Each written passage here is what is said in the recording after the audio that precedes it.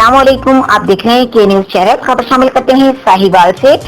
District traffic officer Sahiwal मियां आसिफ कमाल के अहकामात पर अमल करते हुए ट्रैफिक पुलिस ने साहिवाल में कायम नाजायज और गैर कानूनी बस और वैगन स्टैंड के खिलाफ क्रैकडाउन करते हुए मुतअद्दिद गाड़ियों के खिलाफ कार्रवाई की और अड्डा मालिकान मैनेजर्स और हिदायत जारी की कि सड़क पर कोई भी वैगन या बस खड़ी करने की बिल्कुल इजाजत न दी जाएगी।